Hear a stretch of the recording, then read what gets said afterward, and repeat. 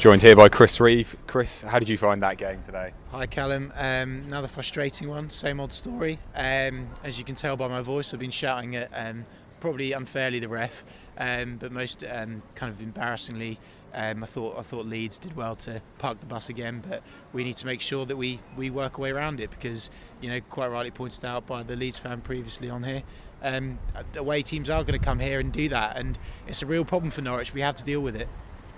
Your first point there about Clattenburg, did you get a good view of the penalty shouts or did you not see it? To be honest, I didn't, but no offence to the people that sit in the Norwich and Peterborough, it's not named in the library for no reason. It's very quiet and you can tell when they all jump up for joy, it's definitely a penalty. There was actually a few really dodgy tackles that I was more angry about.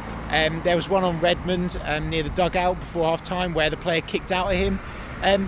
Interestingly enough about the official though, you've got to praise him. I'm not making judgment, but it seemed like there was a racist accusation in the first half between Jerome and the centre-back.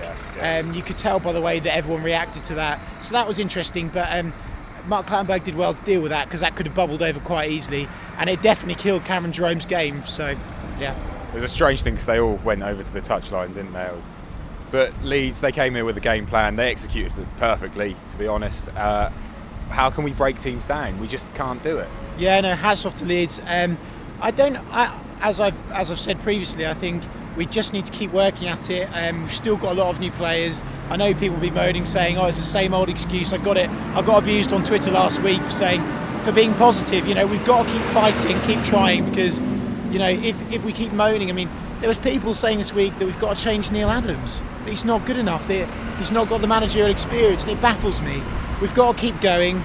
We had we had 3 players on. I was really, really impressed with Neil's team tonight. Did really well.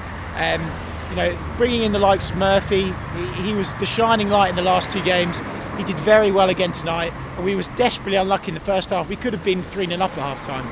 Yeah, we seem to use the wings a lot. Do you think Adams has a plan B? Because that just seems to be the route that he wanted to go down, and we couldn't break him down. So. No, he doesn't have a plan B, to answer your question bluntly, and that's a massive problem. Neil Adams' plan A, amazing.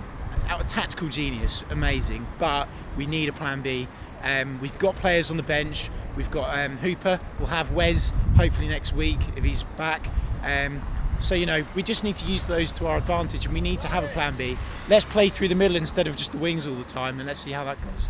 We're down to 5th now after that. Do you think that this blip can be overcome and we can bounce back up to the top? 100%. We've got to remain positive. Everyone abuses me for being positive all the time, but it's absolutely vital. We've got to remain positive to go up, and I still believe that we will. We've got to keep trying, got to keep fighting, and I know we'll break teams down. The squad depth and the quality in our squad is so much better. All we had to do tonight was play some one-touch football and we would have rinsed Leeds, so yeah. Thanks very much. Cheers, Carrow. Cheers.